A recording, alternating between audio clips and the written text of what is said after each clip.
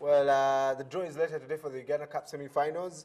What's the most convenient outcome? Aisha, good morning. Good morning, Brian. How are you? I'm good, You're Brian. very happy today. Yes, I am always happy. Life is good. Okay. Yes, I work with NTV Uganda. Okay. Yeah. Yes, tell us about the Uganda Cup.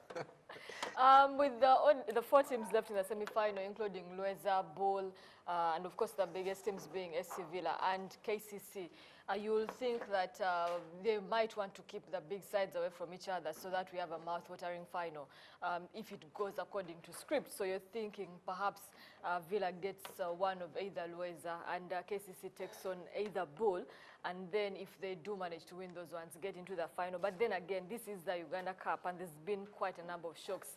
Lueza themselves have done considerably well, Bull FC as well, but you think that the 2 favorites will have to be Villa and KCC in that one. That draw happens today at Fufa House, including that press conference that was postponed, and Micho is expected to address the press about his new assistant and what he thinks and that sort of thing as well, and so it should be interesting to see how it goes for the Uganda Cup.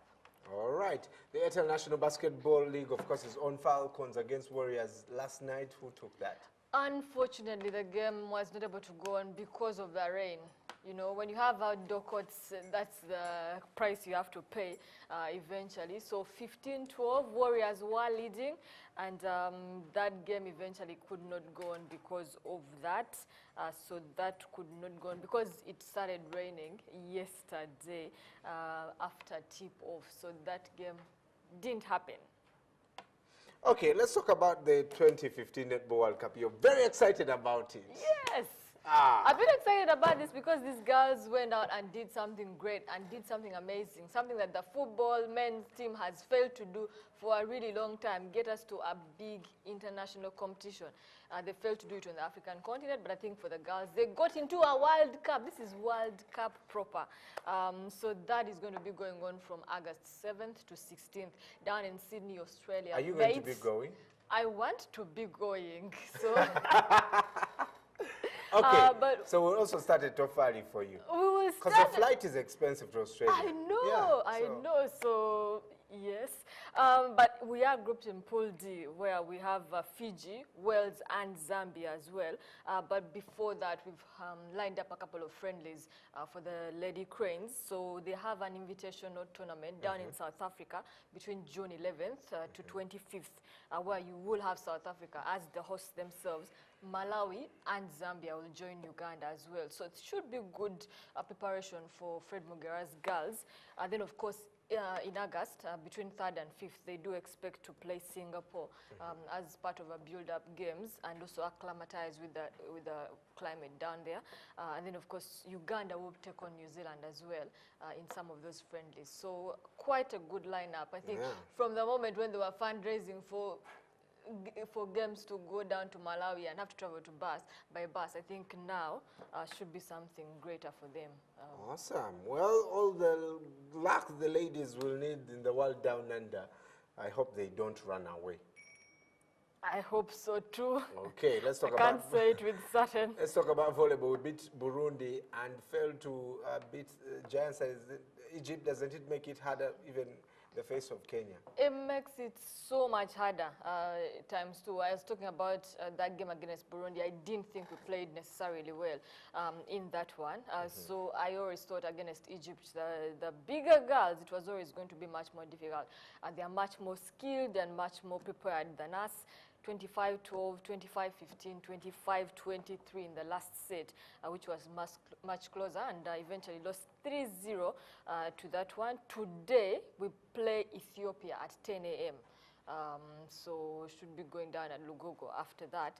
And then, of course, Egypt will be taking on Burundi.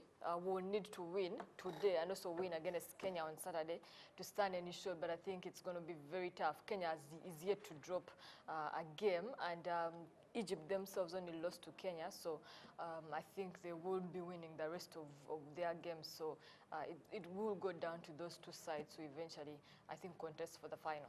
Okay. Rondo is to blame for Dallas's failures in the NBA. Is that appropriate? Is it fair? It is so not. I think they've had a bit of fallout. Or because you are a Rondo fan? Okay, that true. Yeah. But I think they've had they've not quite gotten along with Rick Carlisle. So it's been that case since he made the move down to Dallas. But now, since they've been blaming him, they've said they've not scored as much every time he's been on court. Yeah. He's out with a back injury. I think he'll be out for the entire playoffs. They are looking at such a certain period. So now Dallas has a chance to go out there and try to win it without him on court and without having to blame him. I think he will eventually make a move somewhere else. I don't think he settled quite well at Dallas. But today morning there was some huge games, game threes for a couple of those sides. Hawks taking on Nets and Hawks winning that one 96-91, much closer in this one. Al Horford, Paul Millsap getting 19 points, game high for him in that particular one. So they lead that series 2-0.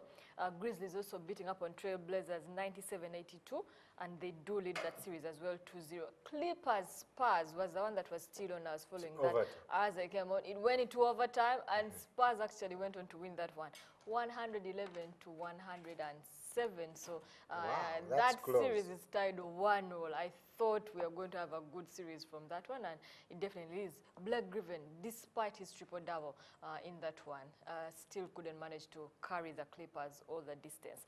Tomorrow morning, watch out for Cavaliers Celtics. Their game 3. Bulls Bucks as well. That's game 3. Bulls lead 2-0. And Warriors, Golden State Warriors, will be up against Pelicans. They also lead that series 2-0. Okay. Yesterday was a Madrid derby in the Champions League. Real Madrid against Atletico Madrid. This is a very, very tightly contested match. Yes. At some stage, I thought we were going to overtime, extra time. I didn't want to sign up for that. But eventually, we did not have to, courtesy of Javier Hernandez, Chicharito, getting the goal and scoring just a match. That goal meant so much to not only him, but I think even to the entire Madrid fans. And he went on and celebrated as well.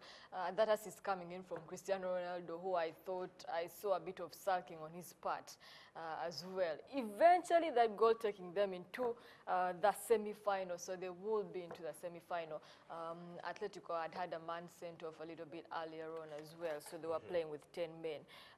Eventually, then in the other fixture, ending into a dull, goalless draw.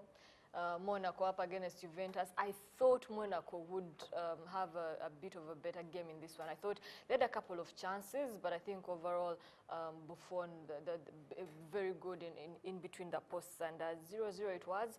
Juventus had won the first leg by that Arturo Vidal goal, so they go through into the semi-finals. So there are 4 teams for the semi-finals. We know them. The draw will be tomorrow, Friday, and between the 4 sides there, they have, what, 21? I envisage a Real Madrid-Barcelona semi-final. Again, there's a time when we were tired of those. Oh, you prefer? Oh, it would be nice to see Barcelona-Bayern Munich. That would be a good one. Yes. Although I want Madrid into another final. Oh, come on. No. Barcelona, Real Madrid should be the semi-final. Okay, let us know what you think. Who do you think will get who in the semi-final of the Champions League? But tonight, there's Europa League. Yes, and Napoli up against Wolfsburg. Napoli doing the business down in Germany. 4-1, they lead that. And Benitez is a specialist when it comes to competitions like this, despite struggling home domestically. So you think that with a 4-1, it should be comfortable. But we said that with Bayern Munich. And look what they did to Porto. But I think they should be able to manage this one and go the distance. In that one, Fiorentina will be up against Dynamo Kiev. 1-1, it is tied from the first leg. Dnipro will be up against Club Brugge. That was also tied at goalless. And then, of course, Zenit will be up against Sevilla. Sevilla carry a slim 2-1 lead going into this one, and could swing either way in some of the fixtures expected in the Europa League. Those games start at 10:05 p.m. Right. Yeah.